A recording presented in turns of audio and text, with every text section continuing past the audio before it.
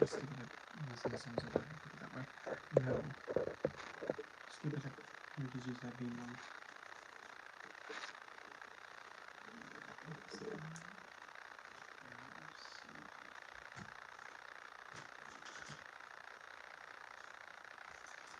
So, just like what the title it says, going to be opening a new crystal I got from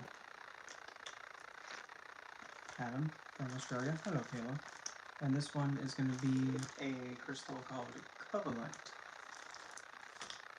It is actually a very delicate stone, meaning that it is on the most hardness scale. It's a 1.5 to 2. So it's somewhat like Stishenshite. I can't even say that. To the best of my abilities, I'm never going to be able to say it. Stishenshite. It's never going to happen. But anyway. So, I'll be opening that, and then we'll be finishing up with the Ouija board reaction. Then, from there, we'll be moving on to another one that somebody decided, hey, you should react to this one. You should read out from Paimon. I saw that. Saw that effect back there.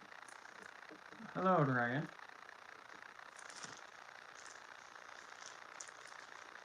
Is it pronounced Alvarado? Is that how you pronounce it? Because I mean, that just sounds, I like how that sounds, Alvarado. There's a bit of there's an allurance to it. You know what I mean? Like allurance meaning that it has a,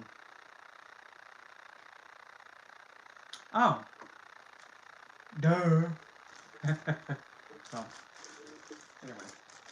So, I guess we'll open up the stone first, and also actually do multiple things at once, and hopefully it's not going to be blasting loud. And I'm also going to be, like, sometime soon, hopefully, because I'm in the middle of making an oracle deck, and I'm pretty much taking all the artwork I've done, putting it into an oracle deck form, and then from there, write the guidebook, and then get that all organized, and get, like, the first limited edition, get all, like, set out, and get ready for printing, and all that lovely, lovely stuff. And then finishing up the rest of the books, and yeah, so I got a lot on my plate, but still. I do want to get back to making my Gems in the Glacier series, and I think I'm going to be picking back up on Count Furfur, which is the funny thing about Furfur. It actually doesn't actually involve me.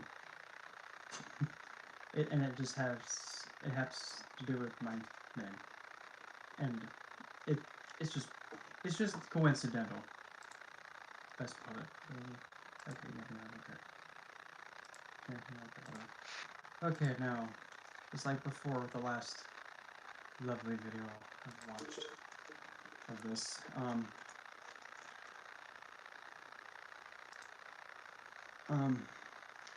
a good majority of the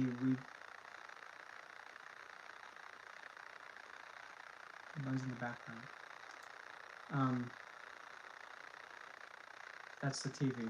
It's probably because I'm so far away. Yep. I do not want to be a member of this. Okay, so let me see. Is there anything else up ahead? I'm still here. Here. And just close out all of all the apps I have open. Maybe that might help. Oh, wait a minute. How about now? Can you hear me better? Yay, me. I hope so. If not, well, smack the phone. But, okay, I found the spot where we were before. I'm just gonna let this stupid out. I'll see, maybe, like, during, like, the intermissions and the breaks, but probably not. But nonetheless. And use the back one. 1, 2, 3, 4. Where? The noise is louder? Okay, good. Because I turned up the volume. Let's see if maybe that helped. A little better. Okay, how about now? And I know you can't hear anything because, well, I paused it and turned the volume off. But before that, I'm going to open the Covellite first. because I've been waiting for this stone for a while, for some time. So for that way you're having your book smart side fulfilled. What the heck is Covellite? Well, Covellite is of the hexagonal crystal system. It is, again, on the most hardness scale to 1.5 to 2, so it is very delicate. Like, you could put your finger into it and just scratch it, and you'll be damaging it. It's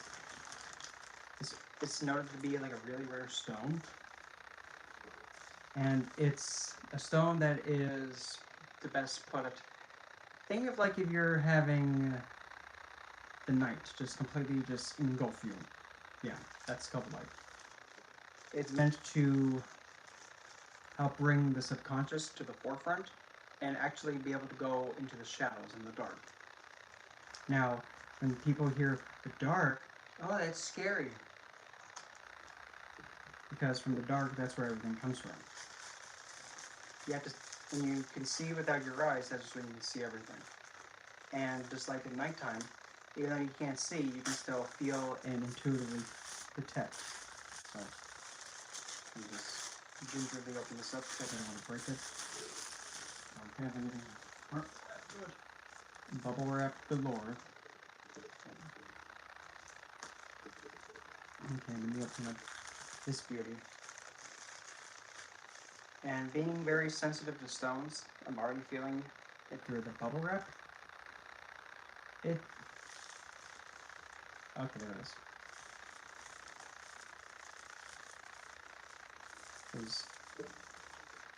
Oh, it's not a... Okay. Where the... Oh, there it is. Okay, so I just stick my hand through it like that. Okay. Okay, there we go. Okay, 3. The heck, dude? Where the heck are you gonna fall out of? So I know that I don't drop you. Where the bloody hell are you? There we go. Okay, here we go. 3, 2, 1. Whoa.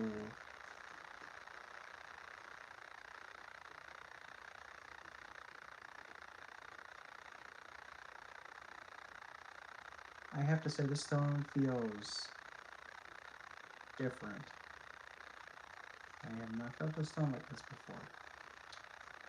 The best explain it, it kind of feels like I'm in a, you know, like that state of, like when you're like in a buzz state, and things are kind of like a little bit blurry and things are like have a bit of a phase to them, like if you're like a little bit buzzed up of a drink, whatever, like, oh yeah, I can see the like part, but it's like I'm not being intoxicated.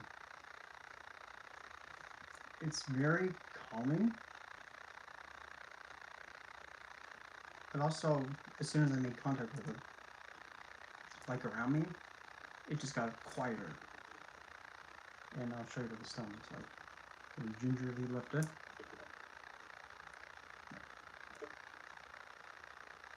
Yeah, it's just like that. Not sure where it is. There it is. Just so that way you can kind of also have like a light input on it. That way you can kind of really see the nitty-gritty details. Okay, so there we go. So yeah, so there it is. Okay, and try and angle this just right, but that probably it's not going to work. Not going to work as intended, but come on, flip it. Thank you. So,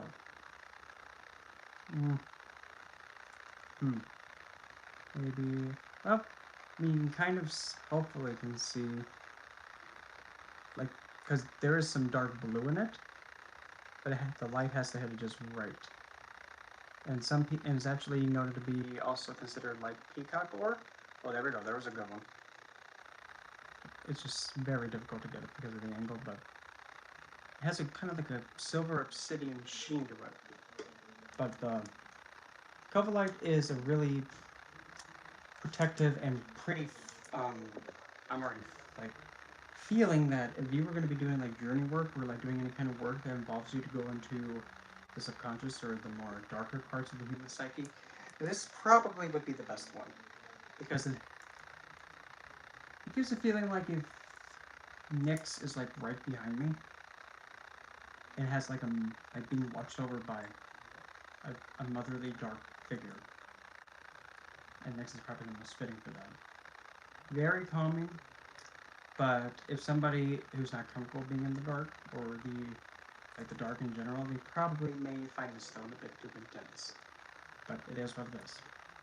Me, I think it's lovely, which is a unique thing for me to say about a stone that held for like 2 minutes. But it's calming and soothing, and it has a soothing feel to it. It's not like, oh gosh, it's too heavy, too dark, too heavy. No, it's very calming, but I can kind of see how it can be overwhelming to someone. But nonetheless, so that's the Covellite. I'm going to hold on to it while I listen to this headache. And then once we're finished listening to this, and kind of clarifying and fixing whoopsies along the way, but because I will give credit where it's due, because that's just my nature. If somebody gives good information, they get kudos. If they give information that probably is not the best to give and is kind of a little bit inappropriate and uncalled for, like it has happened the past few times, then we get the anvil and we drop it on the head. Not because I want to be mean like that. Oh man, I thought I did. I was like, I didn't give that emphasis to that person that I wanted to give it to earlier, but oh well. But anyway, so let's resume the last bit of reacting to using an Ouija board. Now, again, using an Ouija board, at the core of it all, it's a divination tool, or a tool that you use when interacting with a spirit, an entity, or you can even also use a Ouija board for spell work. But Sahoy, hold on, Cupcake, easy there, slow down. When you're using an Ouija board, you have to always remember and keep in mind that you have no idea what it's going to do, you have no idea what's going to happen. You have to treat it as such. I'm not saying that to be like, oh, you're telling me how to do my practice and how to do all this stuff.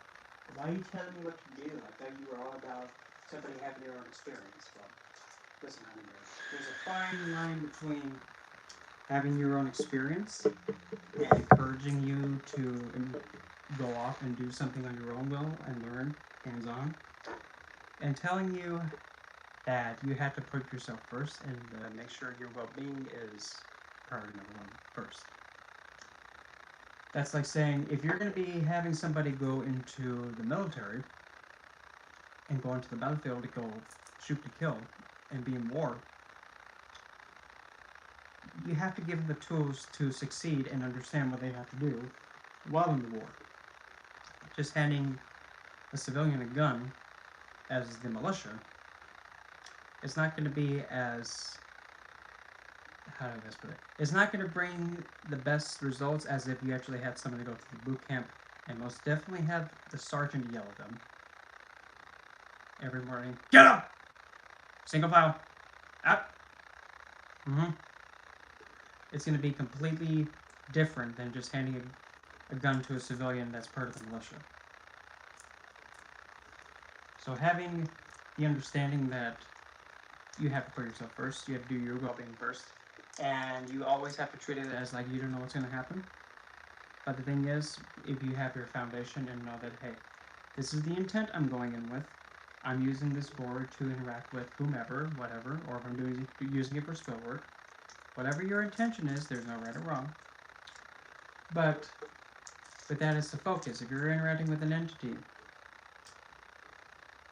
when you hit hello, you take your time, and whomever you make contact with and interact with, you demand and you expect it, and you make it known to it, that it identify itself as it is, and no shenanigans and no nonsense.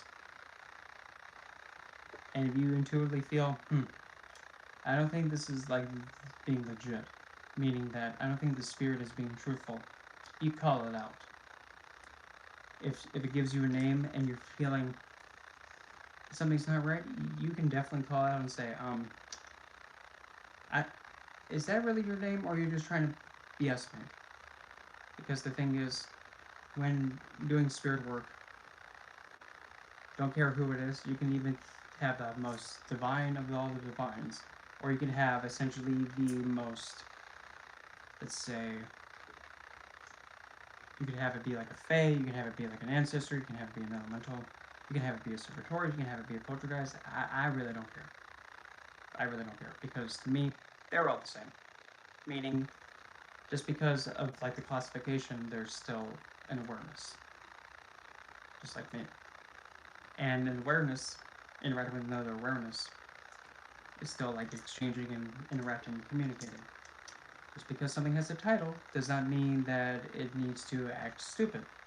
Does not mean it needs to act in a way that's a bit full of BS. If you're trying to do something serious, and if something's pulling your leg, you can definitely call it out. Like if you're having somebody over, they're not respecting your space and they're just going through your fridge and going through your room, just willy-nilly. I would hope you would stand up and say, so what makes you think you can just get up and go through my refrigerator? Hey, what makes you think you can go through my underwear drawer, dude? Yeah, you can call them out. Because, point blank, you and the spirit are equal. In terms of equal, meaning that nobody is better than the other. Nobody has to supersede or be under each other. None has to be at the mercy of the other. But the thing is that both of you need to have this understanding that there's going to be mutual respect. And that's the foundation I have. With all the entities I work with, I'm strict. No nonsense. I just put it out point blank saying, and none of them have to be here, and none of them have to be investing in me, none of them. I mean, I really honestly could care less, to be honest. But the thing is that if they're wanting to stay, they have to understand that I'm not going to take BS. Point blank. If they don't like something, they're free to leave whenever they dang well please. And it won't bother me, and it won't hurt my feelings. But the thing is, like my space is a no-nonsense space. No BS zone. Regardless of whomever they're affiliated with. But then again, I do not go towards Angelics. Or the right-handed Abrahamic. I can't.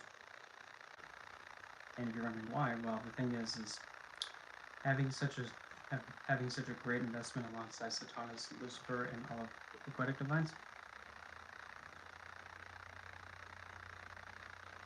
Well, the thing is, when you're holding them by higher standard, there's absolutely nothing wrong with giving recognition and seeing a spirit or an entity as a figure that you are inspired by and look up to. There's absolutely nothing wrong with that. In fact, that's being dignified about it. Well, the thing is, the only expectation that you should get and should have is that you be respected. Here's a great example. Say for an example, let's see here. Say like if one of the Goetic kings, like I'm just gonna pick one random name in my head. Say like King Asmodeus was to come into my space and have, act hospitable and having this normal time, this peaceful and respectful. Then he starts acting out of line, even though this mutual respect has been established and has been going. Nope. My space, you're not going to be acting like that, my king. None of that. I'm not going to be disrespecting my space. Because I will not do the same to you. You're a king, that's cute, but no. My space, you respect it. Because I will not do this to you in your kingdom, or your space either.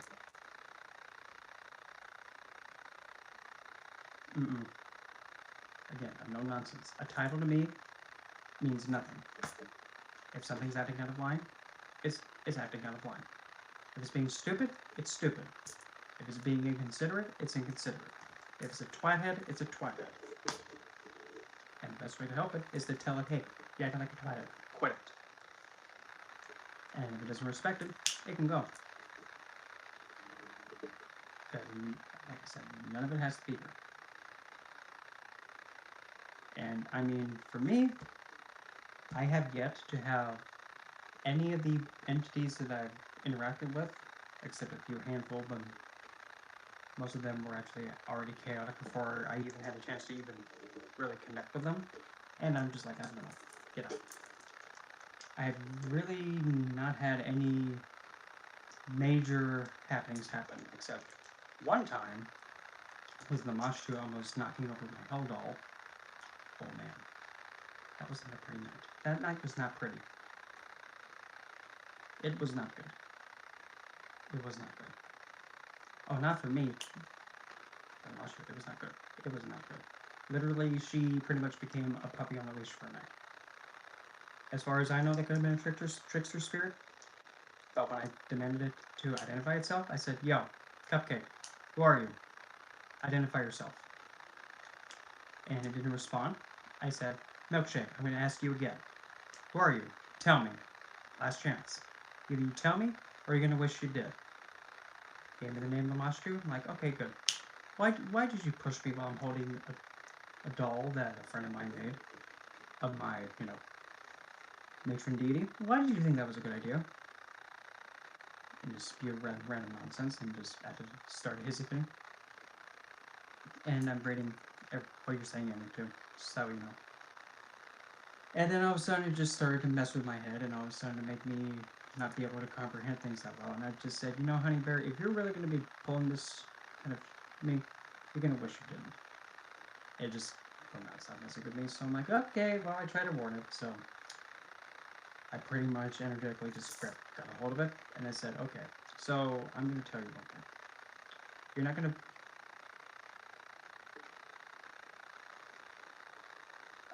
Am I upgrading? What do you mean by upgrading? But pretty much letting that being that was trying to say was the mushroom messing with me. Got a hold of it, and I said, okay, Cupcake. So, because you don't know how to have self-control, and I mean, you're supposed to be a being or a spirit that's how old now? I'm not sure why. Because now, the volume is max. It won't go any higher than that. So, that's the best I got. But anyway. So, pretty much just told it straight up, like, look. If you're supposed to be this spirit, and you're this old, don't you think, having so many years of existence, don't you think, you learn how to have some self-control and be mindful and not act like, like just like a child that has no self-control and just completely decimating somebody else's space? Don't you think you'd learn not to do that by now? I mean, thousands of years go by? Come on, hon. You're not a child. So then I pretty much resorted to it, being like, well, I'm going to put you in a timeout. I kind of made a fool out of him. But anyway, enough of that shenanigan. So I'm going to let the thing play. I'm going to grab a drink real quick. And then we'll get going on this. I'm going to go grab a drink. Grab a Coke drink because I'm having hot flashes. So somebody play the Jeopardy music. Naturally, damn, that's hot.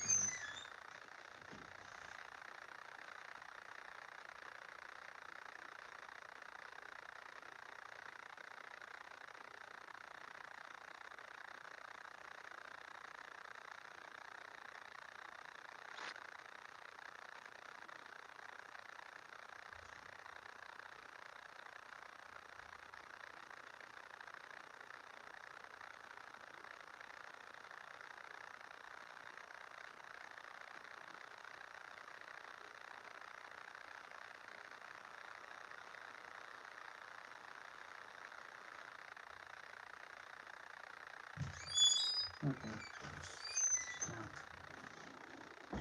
And again, I can't promise I won't table flip and drop anvils on this person who's speaking. I can't guarantee I won't, but still.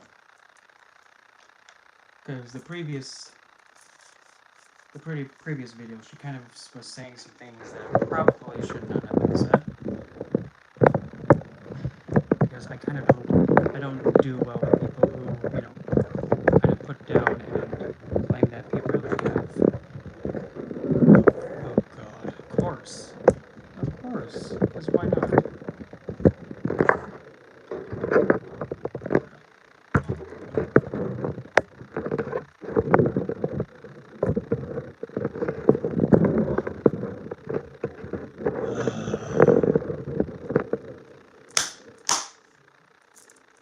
Whatever. Okay, so I'm gonna start playing this thing and just see how...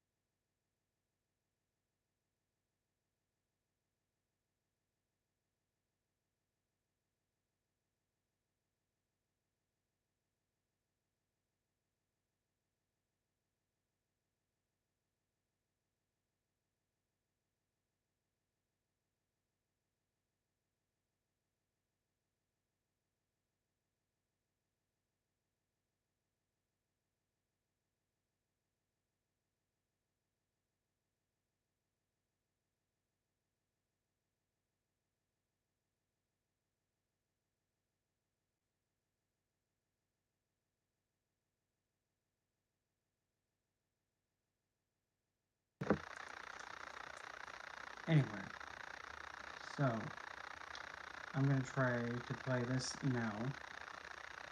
Hopefully there's, you're able to hear. If not, well, don't know. Stop. That's what agitates me. Because why? Why? There's no excuse. Don't have to do all the way there. And then, intentionally do this. It's just pathetic.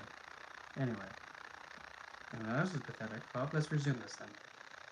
Let it have it. Oh boy, here we go. If anybody asks, my will's under my bed. So that way at least somebody, hopefully, will be able to find it. Okay, come on. Oh, the bloody head to keep on. Brownies, no.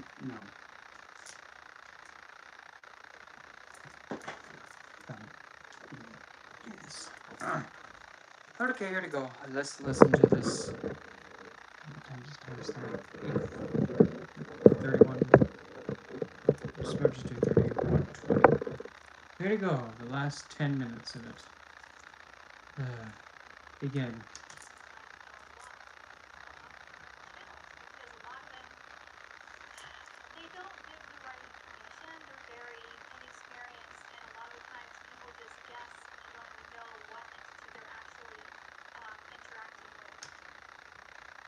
Mm-hmm.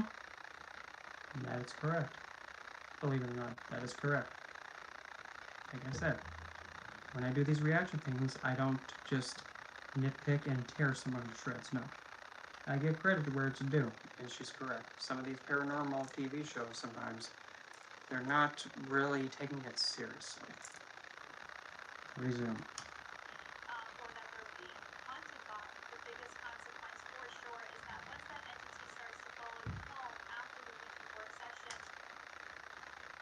The thing is, once the session is over and done with, and after you pretty much banish whatever's on the board, cleanse it, and making sure that it's gone, you hit goodbye, and then the session is over. And you make it known that, hey, Cupcake, you ain't gonna be doing nothing. You ain't gonna attach to me, you ain't gonna follow me home, you're not gonna do any of that. Be clear? Good.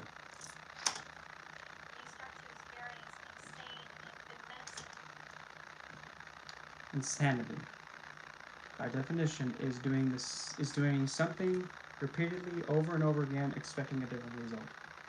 That's insanity. But acting in a way that's a bit like a loss of sense of reality, now that's different.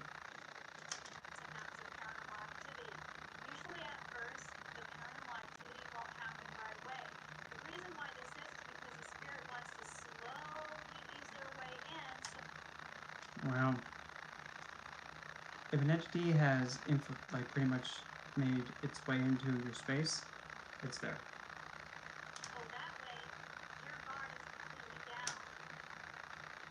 You never have your guard down. I don't care what you're doing, your guard's never down. Because, no. You always, whenever it comes up, you just take the same action, you keep control of yourself, and just respond. Okay, why are you in my space? Did I ask you to be here? No matter what it says. Regardless if it says, yeah, or I don't have to listen to you. But no matter what you give from it, you call it out and be blunt. And just keep asking it until it gives you the answer. Did I ask that you could be in here? Did I say you can be in here? Did I? I'm not a cupcake. Sit. Did I tell you you can come into my space? I didn't? Good. You know what I'm going to tell you next to do? Hopefully you'll do it before I tell you. Out. And you have to be relentless with it.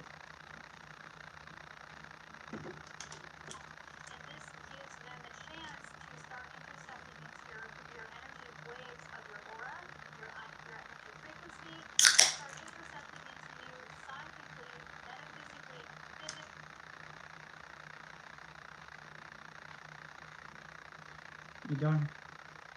You don't have to be throwing all fancy words all together at once. They can start influencing you. Sexually. Not sexually.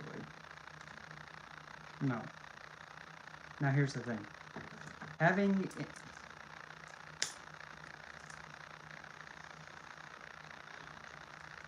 If you're having intercourse with an entity that doesn't have a physical body, you're only going to be able to feel it internally on the etherical level. You're not going to feel it on the physical, which is the body. That's going to be completely different than the etherical. Etherical, it's a feeling that's very different than the physical urges. Just saying. Physically, as in actual physical touches, or telepathically, communication-wise, and they can even start contacting you through paranormal activity with moving things around the house, or banging, or knocking, or...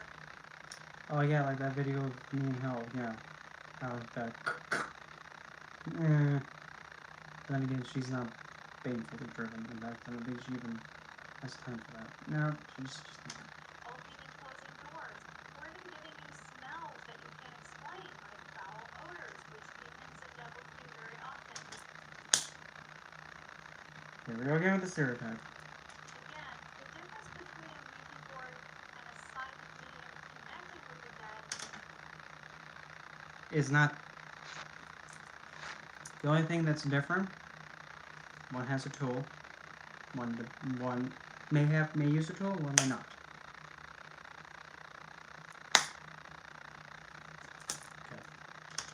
is very, very simple. Ouija boards, you're intending to communicate with the dead through a device. So what's wrong with that? There's nothing wrong with trying to communicate with the dead. But then again, you gotta keep in mind, there are some people, like me included, that have extremely strict guidelines that have to be followed. Like, I have the same guidelines ever since I first began working with health. They're still the same. Excuse me. And they haven't changed. I have to follow step by step by step by step by step. If at any time she says no, or the passed on that I'm trying to interact with says no, done.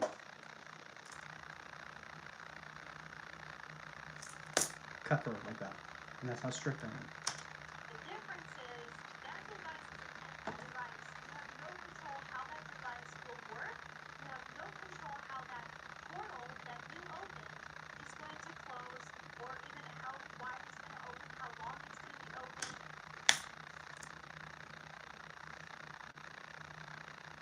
As soon as you put the thing on hello, that's when it opens. As soon as you're finished and ready to close, you banish whatever's on there, regardless of whomever or whatever it is, and once you feel that it is cleansed and pure and back to a neutral state, that's when you hit goodbye. And once you hit goodbye, done. Simple. You don't have to make it too fancy woozy woo. The thing is that a psychic doesn't use a portal.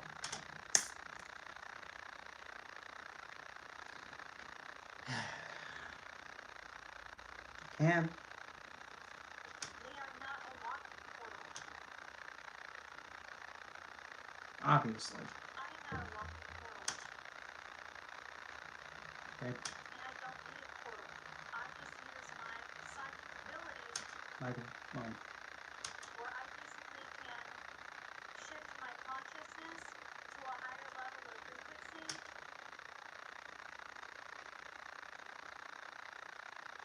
you need to use your intuitiveness.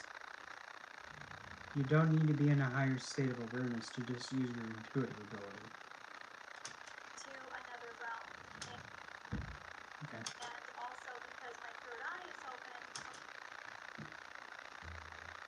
I'm not convinced with that one. well, I can see the entities for what they are And I'm straight. when they are present, if they are present. That's the difference between a psychic medium and a person who uses a Ouija board. I've used one.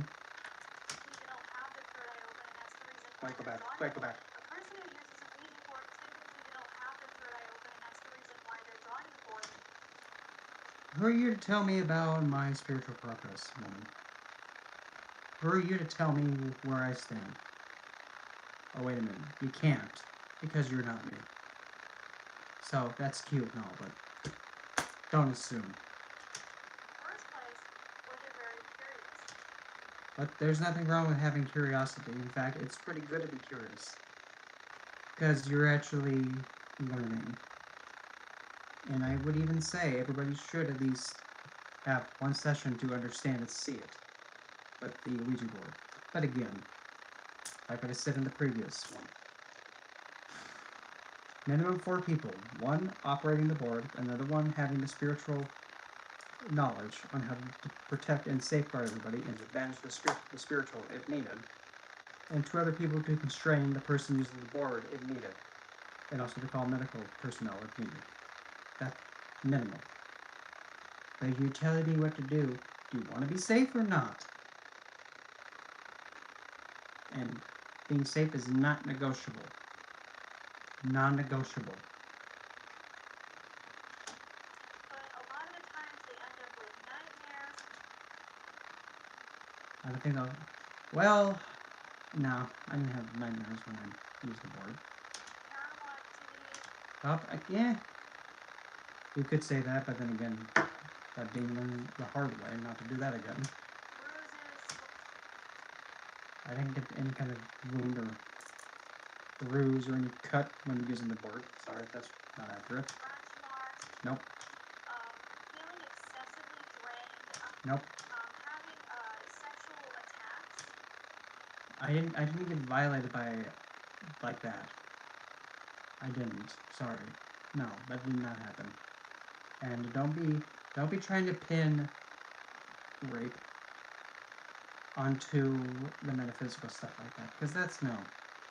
Sorry, that's something that's not meant to be joked around with. It's in the middle of the night. What? No. Feeling as if something's laying with you. Experiencing all kinds of other weird phenomena. Maybe their electronics acting up and things, going haywire. Okay. They end up with bad luck. Also, they may consider seeing shadow figures, apparitions. I see shadow figures all the time in my room. I see shadow figures all over the place. Not just my room, there's all over the place. But I don't even get fazed by them. See things in the corner of their eye. Yeah, that's your perceptual vision. And when you have your intuitiveness active, you tend to see that. Maybe even feel cold chills or even get insane hot flashes. Now, Insane hot flashes, huh? Sure. No. hot flashes from a negative vibrational spirit is usually because it's a devil. No.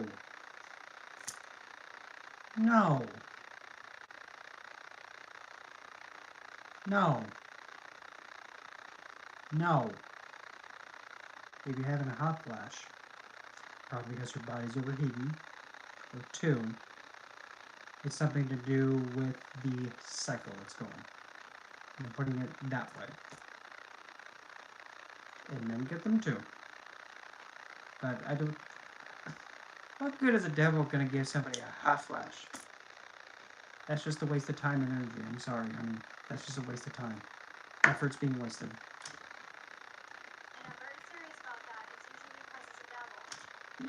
And I'm totally straight to Honey Bear. So what else is there? They can suck the energy in the whole space and make it cold. Okay. Because they're about to do something paranormal. Oh my gosh. Uh-oh, it's getting chilly in here.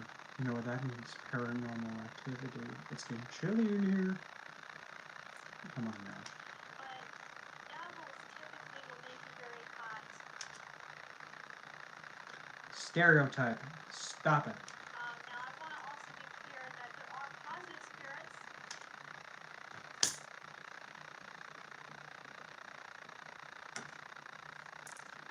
what spirits are positive to you may be completely have animosity towards me, and vice versa.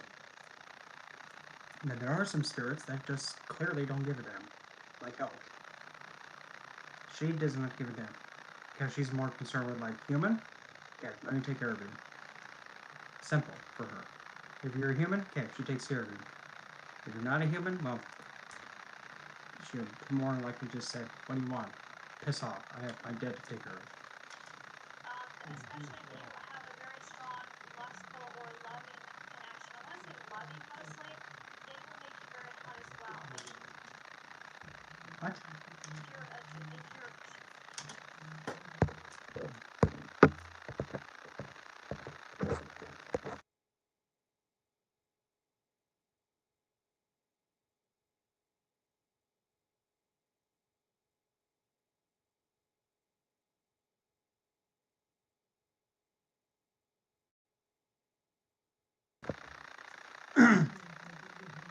Of course.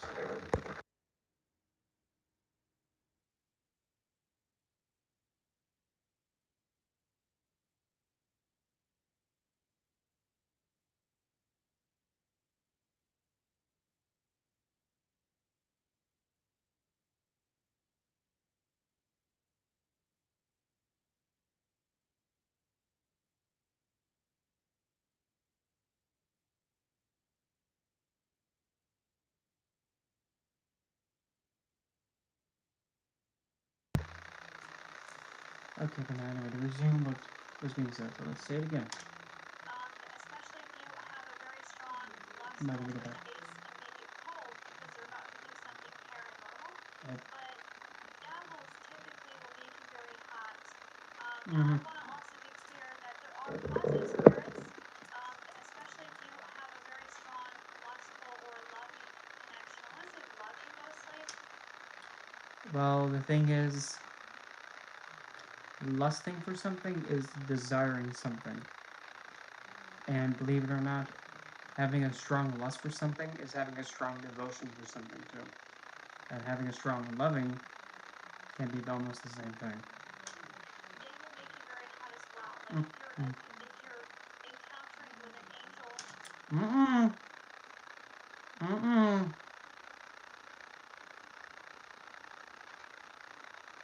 Not from my perspective, they are kind of parasitic. Some angels can actually make you hot. I wonder which one she's going to say next. The most violent. But it's not to an uncomfortable heat. Not from my perspective. No. Like the difference is that it will give you like a warm, tingling sensation, but it won't make you have a massive hot flash. You might really want to strip your clothes off and jump in the freezer. Yeah, okay, whatever. There's a big difference. And Sure. so this is one of the reasons why Ouija boards are just as That has nothing to do with the Ouija board. huge no-no. That has nothing to do with the Ouija board. Would not recommend Ouija boards at all whatsoever. I do know that I was never comfortable with Ouija boards even from the very beginning, even way before I really understood any of this. So you have to listen also to your intuition. Take time to really listen to what your gut says about these situations because a lot of people think that it's just, fun and games, but the reality That was what it's intended to be by Hasbro. is you're actually messing with a whole other level of consciousness Okay. and entities, and just because they do paranormal experiences and you want to catch that on camera, it's not worth it. People have asked me also in the past, if you have your spirit guides with you, or if you ask for an angel to protect you, will that make the Ouija board experience safer? You ask for help before you do something, and you have that connection, they will be there and help you. Even if you don't feel it and you don't believe it, they're there. Angels, for example, will do what they can to protect you. Well, angelics, I hate to tell you, if you're having any angelics protect you when you're doing anything that's not what his will is, they're not going to do anything. I hate to tell you this. They're not going to. Because if it's not what he wants, they ain't going to do it. That's how strict they are.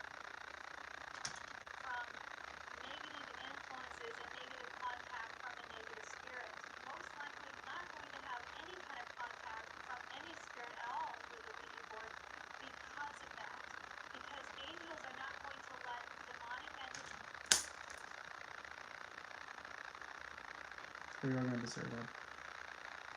The left-handed divines, because there's no divine beings, they're not purposely baneful or malefic. If you're stupid, then they will be. Play around with the Ouija board, and the other reason I just realized is, thank you, Spirit. So the other thing about the Ouija board is that when you're moving the planchette with your hands, what people also don't realize is that when you're moving that planchette with your hands and it starts to move by itself with your hands on the board, on the planchette, the reason why this happens is because the energy of that entity, let's say a demon for example, is putting their hands through the board, through you, and with that planchette, and they're using your energy to be able to manipulate that board. So they're not using their own energy necessarily. If they're not using their energy to move it, then how come, contact is still in it? Because they're influencing it. And even when you feel that happening, immediately when you feel that, that's when you call out and say, hey, identify yourself. And no nonsense. Tell me exactly who you are and what you're doing. Be blunt. Cutthroat. That's how you have to be at first. With any interaction through the board like that. You have to be no nonsense. They're also using your energy. So if you've ever experienced being excessively drained after using,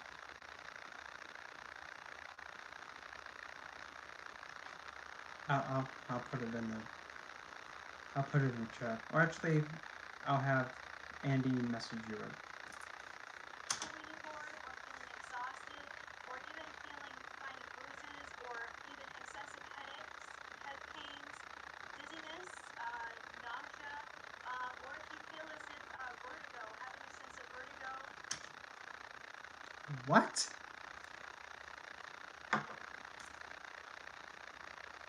Hold on, hold my wine glass.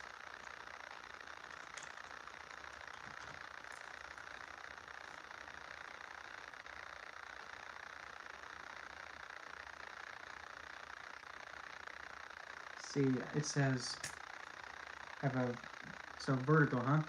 Is a symptom, not a condition. Sensation that the environment is moving or spinning.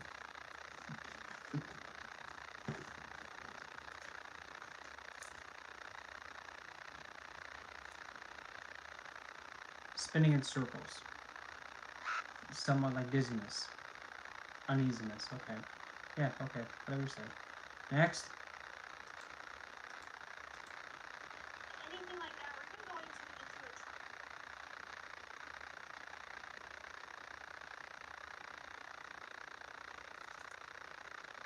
Okay, talk, hurry up. vertigo, having a sense of vertigo, anything like that, or even going into a trance. No. No. It's also very, very dangerous. No. Going into trance is you're coming into the center. You're going into the state of perfect calmness. Being in a state where you're in different awareness. You're still attached. For people who are more psychically open, yeah, that would happen because the entity has influenced your energy frequency, sucking the energy from you as the host. Okay. Because you're basically a host and you're a parasite. No. And they're going to inflict that board with your energy. They're not going to use theirs, they're going to use yours. But how can they even afflict anything to you if they're not using their energy? Oopsie. Because you made it possible, you gave them permission. No, you didn't. Using the board doesn't give them automatic permission like that. You have to consent. Just like the last, reaction with the becoming the devil's property and being possessed. That's pretty much an agreement that you have between you and that being. It's consented. Terms and conditions are laid out, and both have to agree to them. It has to be consented. Using a Ouija board isn't consent. Don't care who says or whatnot. Unless if you give whichever that being is, if you don't even know who it is, and you're giving that consent, that's on you. But using a board doesn't give automatic consent. It doesn't. That invitation. A lot of people say, well, if I just close the board and say goodbye, that ends the session. Yeah, well, once you banish everything and make it go back to a neutral state, it does. Yeah, you end up playing the game, but It's not. that doesn't stop the entity from Yes, it does if you banish it. following you home.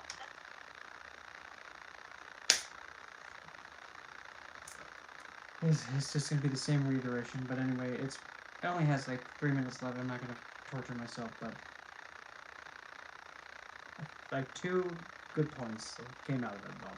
The whole thing. The rest, just whiff it. Next one. About King Paimon. One of the Goetic divines that I adore, and I love having in my space. And even oh,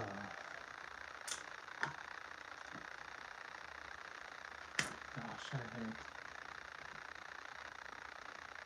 because my brain cells are now just swinging at each other. Like, why the heck did this get exposed? Why the heck did you expose us to this stuff? I don't know. Alrighty, now let's see. Where is... No. Lilith is not a fallen angel. Don't care. No fans, Butsy, or Tushies.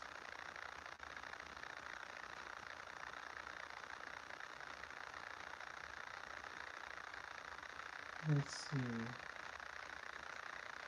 Now I'm gonna find one video. Oh, I need to do this. Oh, not that one.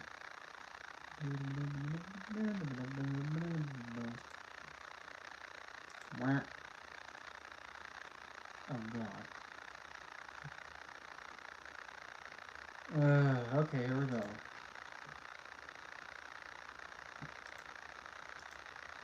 Alrighty. And that. Oh boy. Hello again. Okay, but I have that there.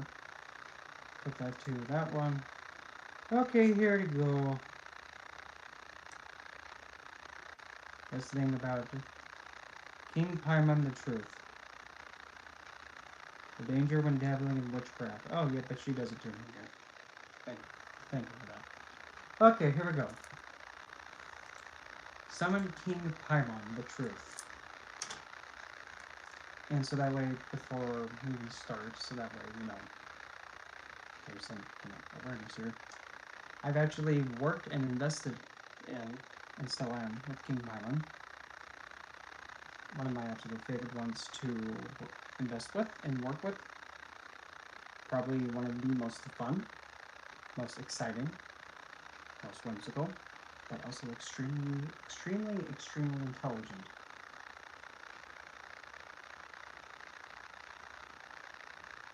And even though, at first, when I first interacted with him, at first I was completely confused, because in the invitational, what I was viewing in front of me, that actually was like right here, and I was facing this way to it, but I was over there near him. And I'm just in state, and then I just envision I see a conga line of deities that I'm familiar with, right across. A conga line of them. I'm thinking, what are you guys doing? Then Hell just says, do you not know what's going on, kid? King Paimon's coming. Get ready. What? Then a con got out. And then these... Gosh. Then there these cat people, like little kittens, started grabbing horns, just going, obnoxiously. It was what it was. And just going, all over the place. And then the follow next were these tambourine ladies just going right through. Then lastly, before King Paimon appeared, there's this big elephant, and in its trunk was this instrument that was like the what are those called, like the cymbals or whatever, going yeah. But the way that it worked, it was like that, kind of like how that toy with a monkey going like that. Yeah, except it was holding onto like a thing that you squeezed with its trunk, and then the thing went like that. Yeah, but that just walked across the way too. Just perfectly everything from the right to left. Okay. So, there's Paimon. Then I see a camel, a dormitory, walk the same direction, and on top of this camel, on the hump of it, was a youthful-looking man figure, around my height, weight, and all that. Somewhat appearance, kind of like youthfulness. Really, really well dressed and pretty, kind of like an Arabian prince. And he was sitting facing the opposite direction, so I'm facing this way, but the camel's going this way. And he's sitting like if he's on pretty much like on a cruise ship. Exactly like this, and the camel's still walking.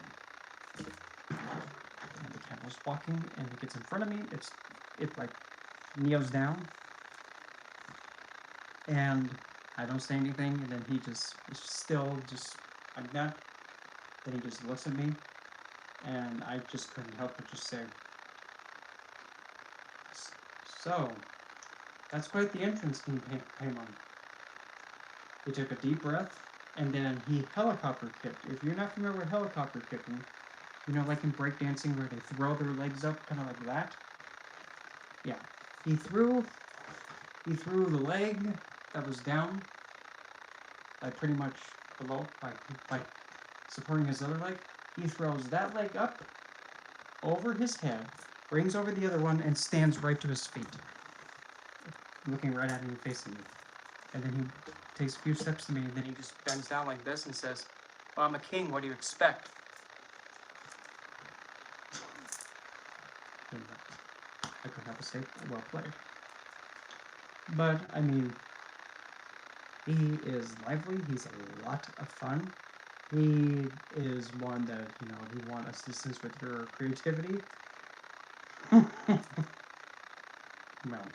all sciences and all that, even also teach you how to pretty much get control over other people, intimidate people. But anyway, same individual. This video is almost an hour long. You're driving me nuts, honey. I really do. But anyway. Alrighty, King Paimon. Okay, here we go. And keep in mind, I don't really take it well when people have the potential to pretty much slander or defame an entity that I have immense respect for and I've invested with. Besides, that's not how his symbol looks. No, that symbol is... That's not his seal, by the way. Just whiff it. Anyway, begin. Today we're going to be talking about how I encountered Hey, this kid. Come on. Alliance Encyclopedia and Experiencer. So am I. I'm a near-death experiencer and almost took my own life, so what does that have to do with anything? Demonologist. Okay. This is a video of my story on how I encountered the demonic king. Now, when you say demonic, are you saying as a poetic divine?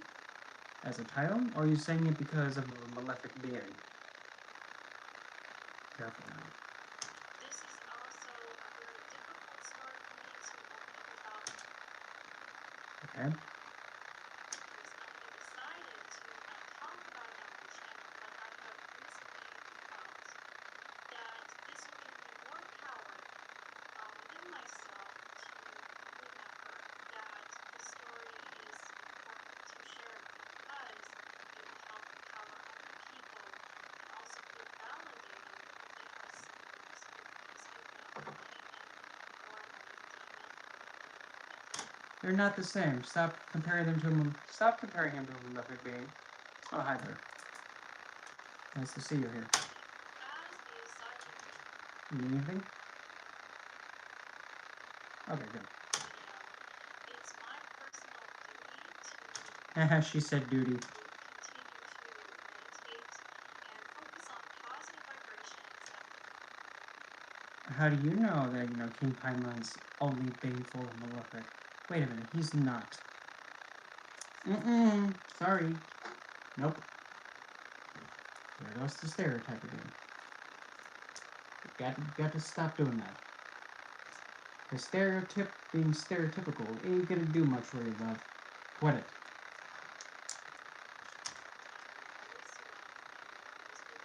What? focus on positive vibrations that will always surround you. You always have your positive vibrator with you? Okay. That was completely irrelevant information, but we'll keep going. Hey, she said it. Of the universe. Okay. But it's undeniable that there's going to be times where I have curiosity.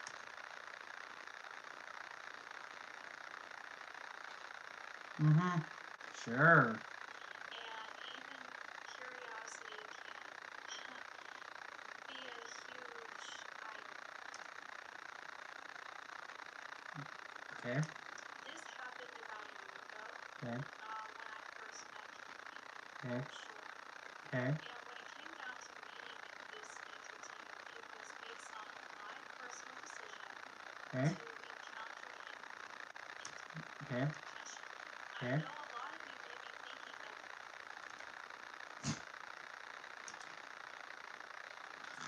and watching me for a Oh. while, whoa, why would you do that? Guess you didn't. Oopsie daisy.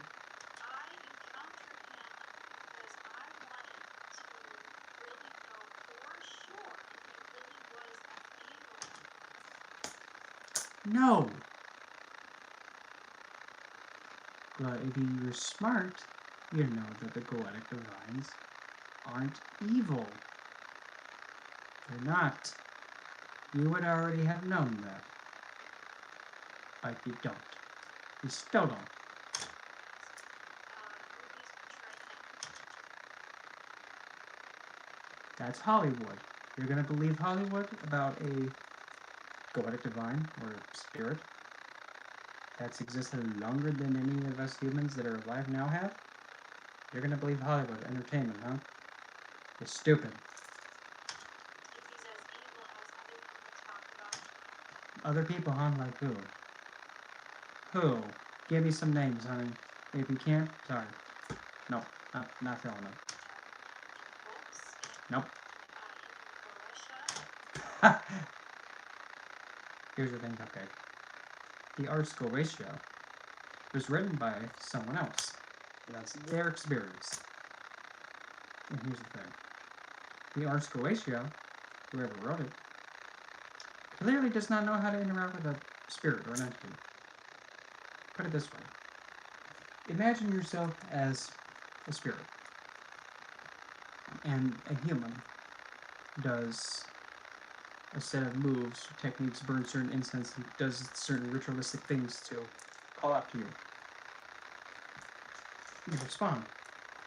You go into their space, and the person's aware of you. Okay. The human then takes a hazel wand or something, points it right at you and says, "Get in the triangle."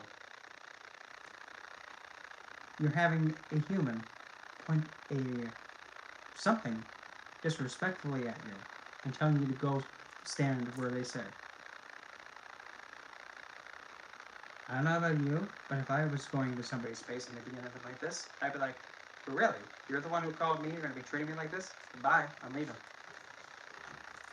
That's why, when it comes to the techniques of the Goetia, the old ways, nope. I refuse to do them. I refuse. Because I have enough dignity to actually see those divine beings as entitled, and I'm using that word correctly, entitled to be respected and given the proper treatment and being hospitable to them and not command or demand anything from them. No. Because if that's how you have to resort, you're not working with them. You're not investing with them. You're not. You're compelling and you're forcing them. That's not respectful. That's not being dignified. It's kind of disgusting. That's not, no. Who's in?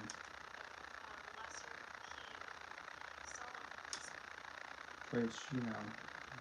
So there's a lot of information about him, but I really wanted to learn from my experience, from my own testimony. Well, that's good, because the thing is, when you experience it from your own perspective, that's how you should do it. Of what he was really like. When it came to meeting him, it was not planned. It was suddenly a struck of curiosity that I just felt like I had to do it. Okay? It was after I did the movie review of the hereditary film. I did not like that movie for many reasons. But it was a good film, but it definitely was really screwed up. You like the film, but now you're saying you don't like it, and it was screwed up. Okay. Lost. But aside from that, I had never heard his name until that film. Okay. And a lot of you guys had been asking me for months if I had to review that film and whether or not it was based on any truths. No, it's not. The only thing that's close enough is the name and the symbol. The sigil. Which, by the way, if you really want to get really more intimate, make your own sigil. Or your own unique symbol for the Covellite divine. Between you and them. Make a unique one. Don't use the common one. If you want the deepest connection, make it unique. So I reluctantly did my best to do a movie review, but I did not want to do it because intuitively I knew there was something very dark and sinister in it. Because that's Hollywood messing with it. Saw that. And now I have no issue watching paranormal movies. I love the Conjuring series. No. The Conjuring series completely is a disgrace. And how they pretty much portrayed Balak and Malthus. How they portrayed those two is unacceptable. Because the thing is, how do they know that that's how those two acted? Besides the one that's the most recent, The Devil Made Me Do It. It actually doesn't have any of the, the Goetic divines in it. It actually has an occultist being the one doing all the baneful work. Somebody who's actually using malefic magic. Person. Satanus is not even involved in that movie. The antagonist is somebody who's putting on the front end of the part to make it appear that way. Satanus is not involved in that. Movies have nothing to do with any of the Goetic divines or any of those Satan's of his work, other than name being coincidentally the same. The movies don't show their character. Keep that in mind, and don't forget that.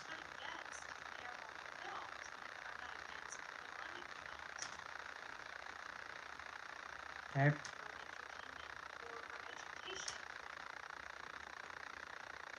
If you're saying that the Conjuring film gives you some kind of intelligence, like some kind of knowledge on how to interact with these beings, you're stupid. You're stupid. No. Sorry, Honeybear. You're stupid. No. You don't listen to Hollywood when it comes to stuff like this. Because it's serious.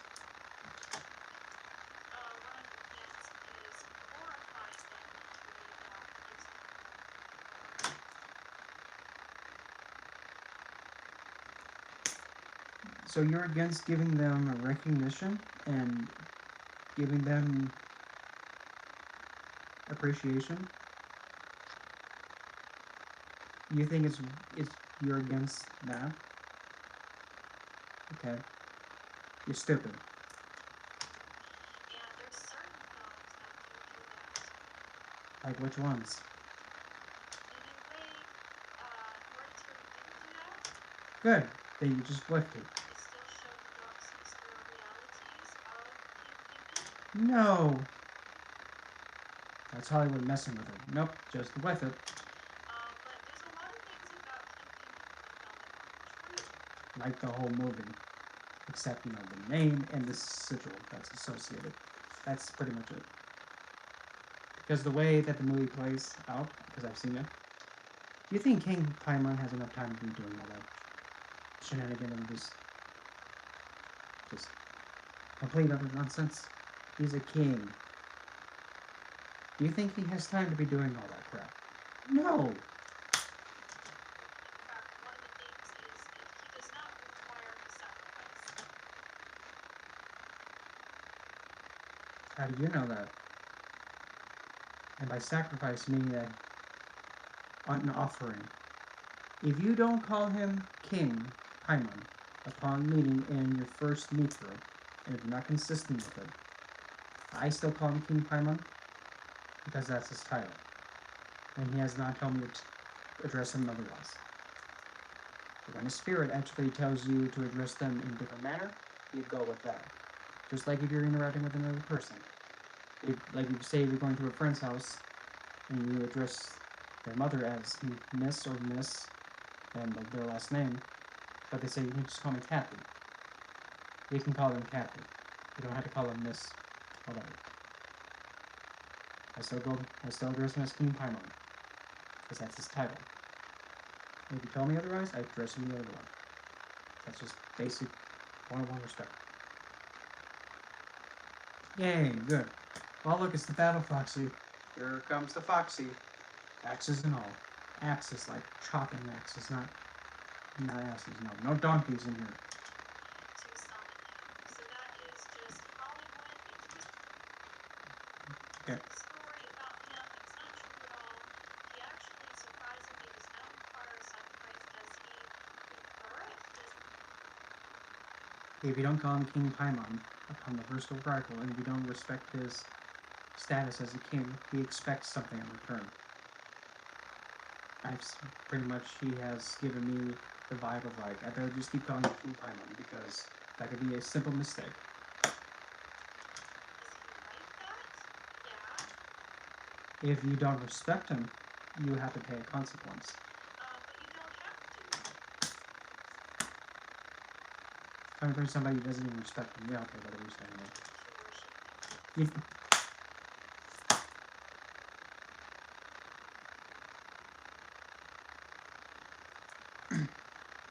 Honey bear. If you want to be honest, if you're going to be, you don't have to worship him. Because to me, when I hear the word worship, I hear you become at the mercy of them, and then you pretty much put them on a pedestal. Like, to a point where it's not healthy. That's what I think of when I hear worship. No. Like that. I don't even think that Poetic Divines would want you to put them on a pedestal and make them over superior. Because that's against the point. There you go. Yep. Foxy's got it. Now, even in this moment, Archangel Michael is very close. Don't tell me. If you're bringing Archangel Michael and King Paimon together at once, you're making a big mistake. Remember, Archangel Michael is the most violent. He's very violent. I'm not saying that just to be, over dramatic. He's violent. Very violent. Hot-headed. When you bring that with one of the Poetic Divines, it's going to be explosive.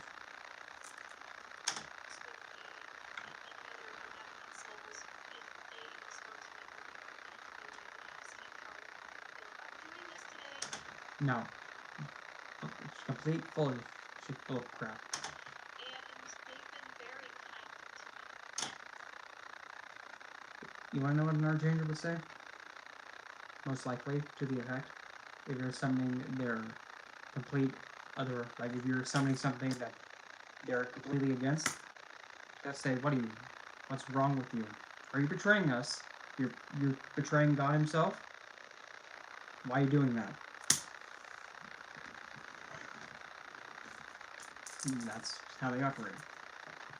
So look at me. It helps me feel better and less reluctant to talk about this. And I know you're probably thinking the same story. Oh, duh. But there is no story because I can smell it right through the computer screen. It smells like crap. But this is the story. And I'm straight. And I don't want to rush this. Well, then just shut up and start speaking it. I want to be honest, The cake's a lie. genuine as much as possible. The cake's a lie. It has toothpaste instead of, whipped cream. It's toothpaste, not frosting. Let me really give you the details that you deserve. Yeah, okay. And in my book, Nope. In fact, King Paimon is not even mentioned in the book. Not mentioned. Actually, don't. Because, I mean, the previous things that I've reacted to, especially the last one, kind of hit me in a spot where I'm like, oh, you're going to be pretty much putting down people who struggle with addictions and having those challenges. And you're saying that they don't have spirit guides, and they don't, and that they're going to be just possessed by people, and they don't have anything they don't have any kind of future putting them. Are you making fun of them? Because my mother was actually one who struggled with addiction. It actually saved my life, even while under influence, as an infant, numerous times. No. But that's why it's just like, oh, does we have something to throw darts at, metaphorically speaking. Resume. No, in the Demon Dealer, no. He's not even mentioned in the book. Personal autobiography, nope.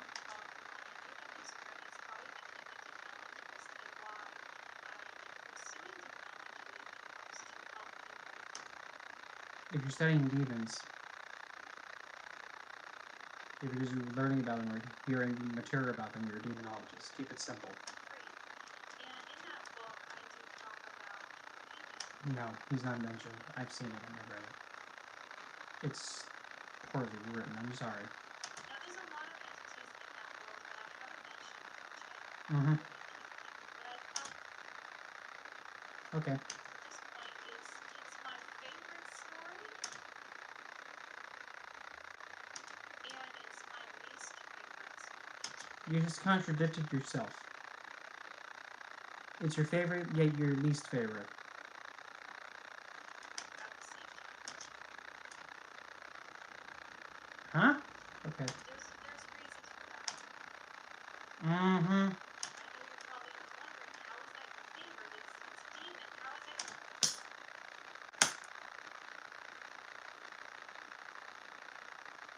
An IQ of a dead blank. Favorite.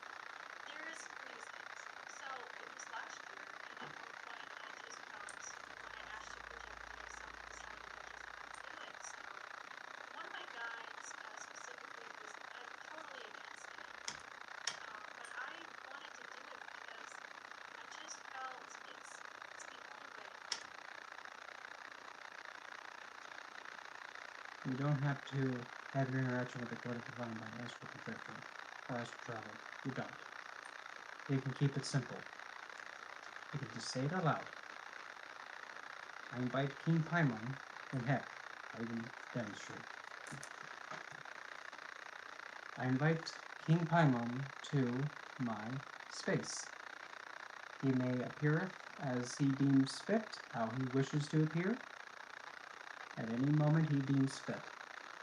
As long as he respects my space and respects my being, and I shall return the same to him.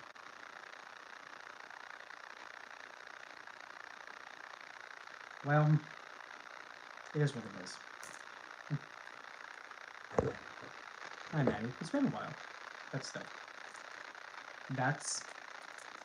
I just keep it simple. You just say it aloud. And whenever he does appear, makes himself known, or if I protect him, if he gives me the respect, I give it back.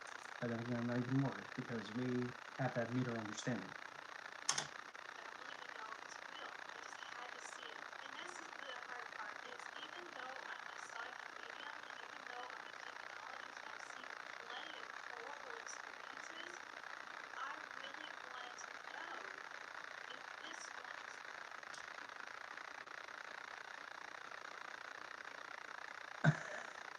I don't know if you hear that. I don't know if you hear that. Because I'm hearing. You have to really listen though, but then again, I might be the only one able to pick up on it. Because to my right, I'm hearing dun dun hey, dun dun hey. Like, oh, here we go. Yes, a lot of it attracted me based on how he's kind of very Arabian, almost like he's from, he almost seems like Egyptian, ancient Arabia, and the way with all the silks, jewelry, and the camel, it just seemed like a sexy idea. A sexy idea. So you're looking at King Paimon as an object, huh? Essentially, what you're doing is exactly why I get so agitated when people talk about the vulgar way. The way she's speaking of King Paimon right now is kind of the way that I get very mad when people speak about love in a very vulgar way. As an object. I got my claws ready. Because the thing is, you don't look at a divine being as an object of, pleasure like that. You don't. And you don't speak to them about them like that. Unless if they consent to Now, I it. wasn't hypnotized. I was not Mm-hmm. looking to make a deal with him. I was not in that interest at all. I was not looking for the idea that he's going to suddenly make me only positive people trust. Mm-hmm. Some nonsense like that that someone's going to jump up and say. Nothing like that. I was intrigued of what he seemed, and I was interested in learning more. I don't know why, I was just running. Probably because he was calling out to you, if it did happen, which I'm kind of not believing in. Probably he was, saying, hey, come over here. I'm gonna give you some wisdom. Stop being stupid and stop speaking ill about us. You're gonna wish you didn't, so quit it. And I've noticed that, when people say that phrase of mind demons, I hate that phrase. What? That phrase of mind. And I've noticed that, when people say that phrase of mind demons, I hate that phrase a lot, but nowadays I understand why people use that phrase because there are times where I still feel like I deal with mind demons, which would be You're a demon, huh? You think they belong to you, huh? You think, the Galactic Divines or any of them are like, property? You think they're like property. Now, don't say my demon, because you don't own them. They're not yours. They're not possessions. No.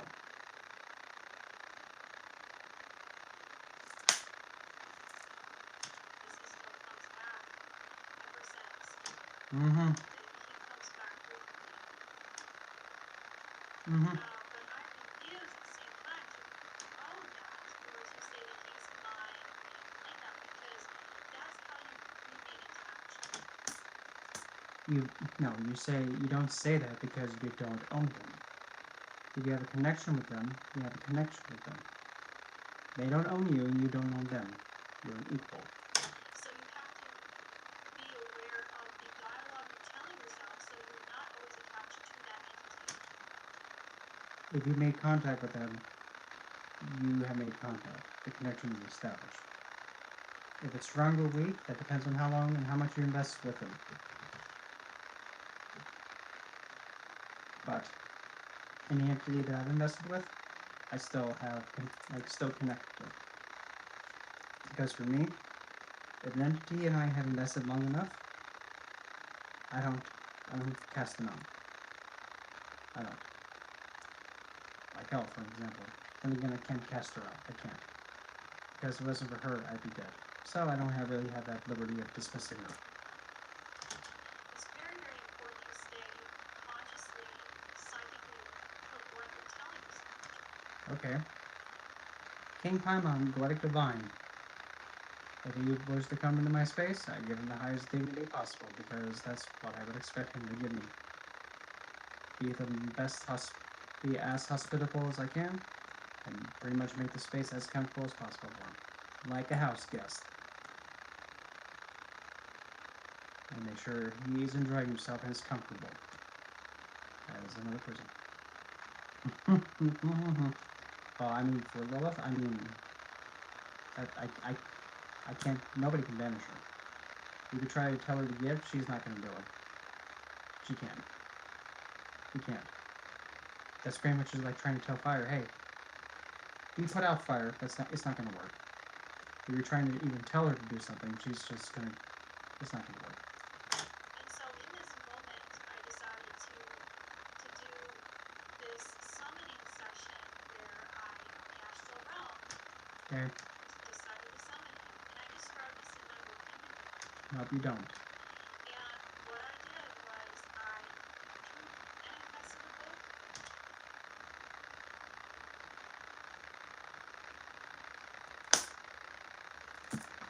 You pooped out a book, huh? Oh my god.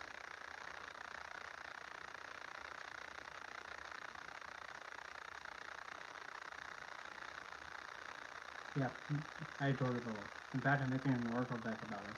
It's in the works, but still. Let's try it again. What I did was I manifested a book right in my hands, and it showed me all of the ways to summon King Paimon. The cake's a lie.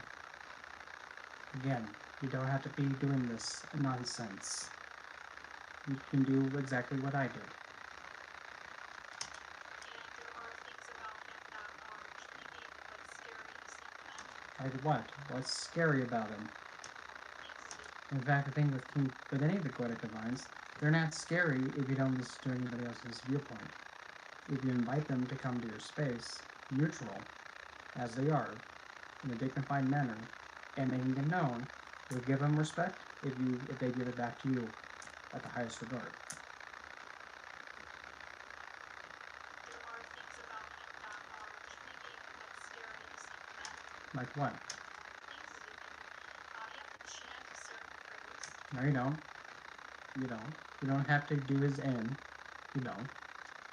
And you also have to do it in the right way. No, you don't have to. Because if you don't do it in the right way, when he does appear and you talk to him without doing certain things first, he will immediately scream this very loud, blood-curdling.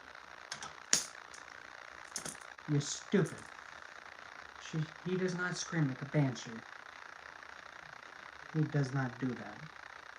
He doesn't. No. You're stupid. Unbelievable scream. And it's like It takes a lot. the banshee, but Well, that's just. That's odd. That's odd. No. Banshees are from Celtic mythology. worse, okay? It's the worst sound you could ever hear. It takes a lot. And I've heard this sound before. If you've heard the sound before, okay. And Yeah. if you're not doing certain things first, he will immediately scream this very loud, blood-curdling, unbelievable scream. And it's like a banshee, but worse. Mhm. It's the worst sound you could ever hear. And I've heard this sound before, and it's several times. And that's one of his most powerful openings. No. He doesn't yell. On those other realms No, he doesn't. to basically dismantle people's, disarm people, dismantle souls, and to make them fall literally to the floor. How fucking dare you? You stupid dimwit. In utter agony, because even though you don't have a physical body, we still hear things. We still feel things. We still feel I feel my brain cells, killing each other to save each other. texture. We actually feel and see and sense way more than we ever do here. Literally everything we sense here is like 10%. Okay. of what we actually experience on the other realms. So it is a legitimate thing. And when I experienced this, because I didn't do it right, You know, I kind of feel like what's his name from Willy Wonka, the guy who played Willy Wonka in the original. You know, with his very sarcastic remark, and like the meme with Wonka just going, yeah, I'm just having that face, just like you claim to have interacted with King Paimon, but yet you say he screams like a banshee, huh? Bet he doesn't do that. and he started doing that scream, No, he didn't. it was unbelievable. He didn't do that. I actually felt like my own eardrums physically. How can you say your eardrums did that if you were in an astral form? With it. Yeah, Gene Wither. Thank you. People eardrums during my sleep. Yeah. You sleep, huh? Did you astral project? Are you... How can you astral project and go, poof, book?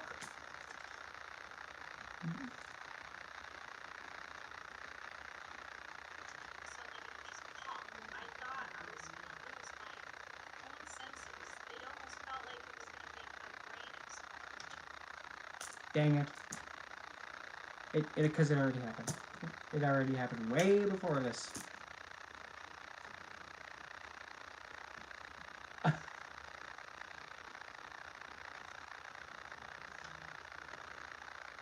Oh, it's so nice to know that he has kin.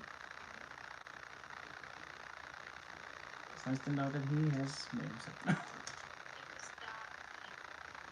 So in that experience, when we did it, We did it. Oh, we. Sorry, I don't like commoners. Stupid peasant. No. when I did it, and my guide was there. What guy? Oh wait, you didn't do it. He was completely against it, but It didn't happen. he didn't want to leave me alone. That was when all of a sudden, when Paimon came through this portal, kind of skipping around, but he walked Skipping around, huh? So if you're skipping around, that means you're just weapon. through a portal, a giant portal, and that's the reason why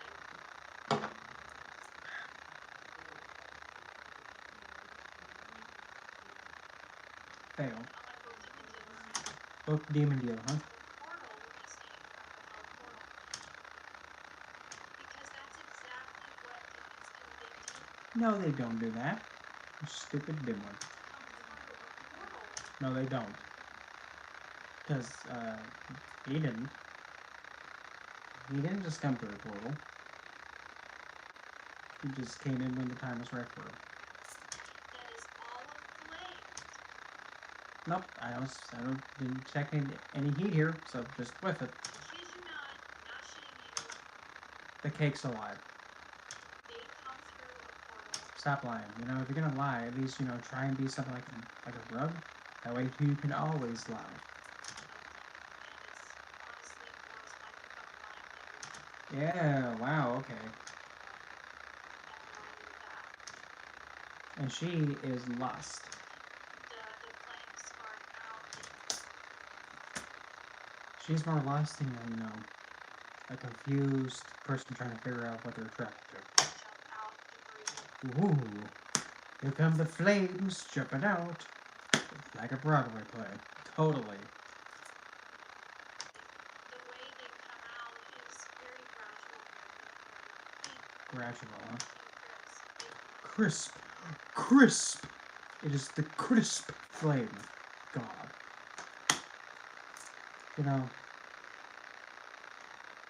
Now it's to the point it's just hysterical. Because now it's just she's trying to come up with whatever sounds that make sense.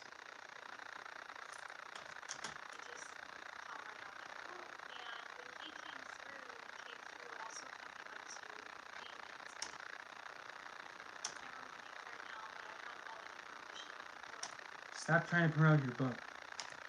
It's crap. I read it. It's poorly written.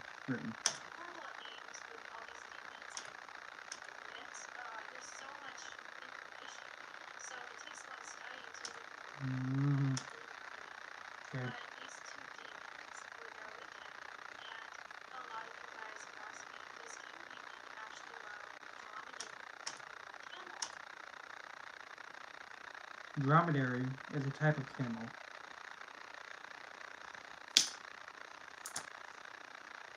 Is a species of camel. You didn't know that? It's the same thing. Yes, he absolutely does. Now, this camel has bloodshot eyes. No. Very red.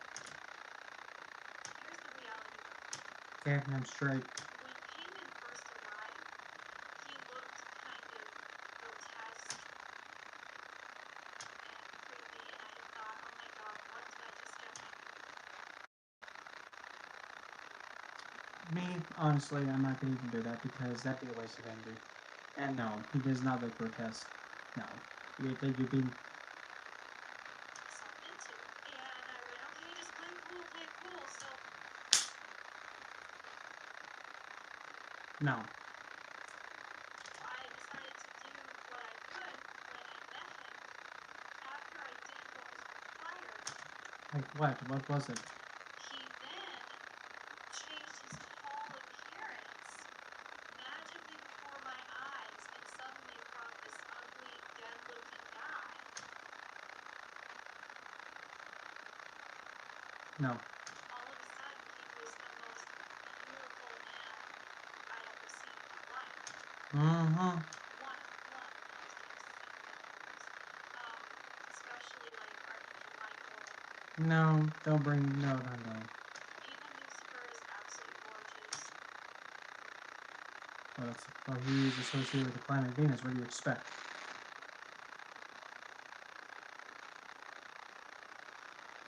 Even, then, I mean, I can't say that hell will not accept her because hell literally accepts everybody. If it's a human. There are many, many beings that are beautiful. Okay. Female beings. What? There are many, many beings that are beautiful. Female beings. You do. Okay. Let's make this kind of idiot proof. Where does beauty come from? Man or woman? Who's the one that naturally has the beauty? This is a serious question. Yes, I know.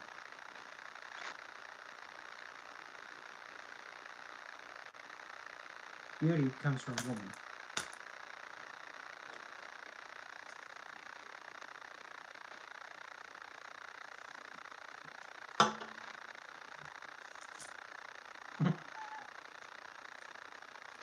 And actually, if I'm more technical, where beauty originates, well, what attracts the masculine? Feminine. Masculine is actually more prone to taking initiative and going for it, based just on how the energy behaves. They're beautiful. So, but the thing is that demons do not look beautiful. So you pretty much just contradicted yourself again, dude. Good job. You're so beautiful, but they're not beautiful. Okay, this was an illusion. Stop playing hokey pokey with everyone. Okay, this was all fake. This was an illusion. Okay, this was all fake. She just said it was all fake. Just put the gun to her own foot and blew it off. So, there you have it. It's all fake. So everything she says from here on out is complete bullshit.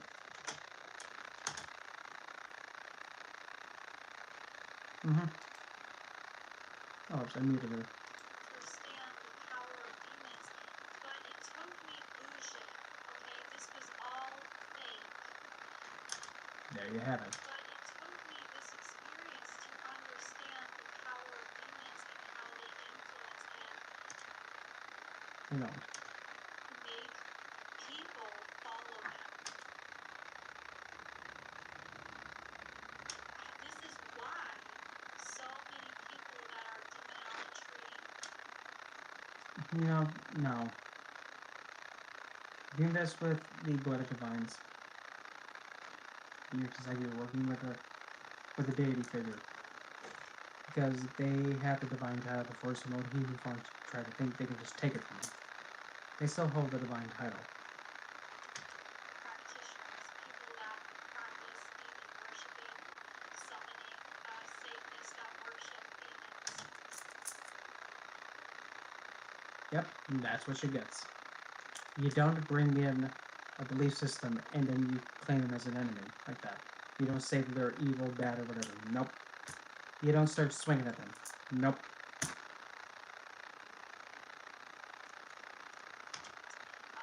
And many other Luciferian. Nope. Sorry, okay. Nope. There's nope. Don't be doing that milkshake. That worship demons or devils. Nope. And that does not happen. I was not. Nope. Or Satan. Hey, guess what? Don't be hating that that people that actually do invest with them and they do give them admiration. Don't be hating that they actually found the deity that they connect to the best and you haven't. Don't be hating. Don't be jealous. The biggest mistake Is you. Oops, that one slipped. that a lot of these innocent bystander people don't realize is that these entities do not look human at all. How do you, Mom? Well, her manager, probably instead of manager, I think, I'm hugging myself out of saying that one. Okay?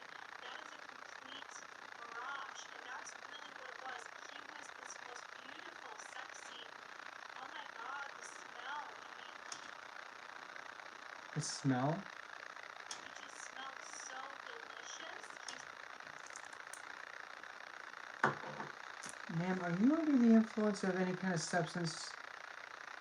Because if you're intoxicated while you're trying to give this experience,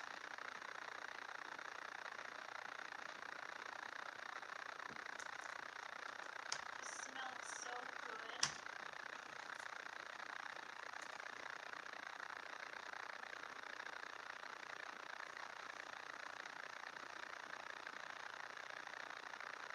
she's under the influence. Her eyes are hazed.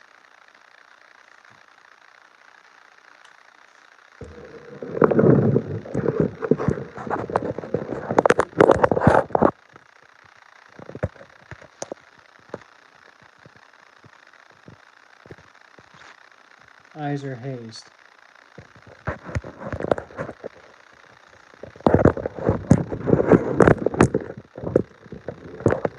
And don't be trying to get lucky with them. Because I would think, actually no, I don't think King Paimon definitely would have standards. And he just whip them. His skin, I mean, every single inch of him was like, I hate to say it this way, but every single part of him screams sex.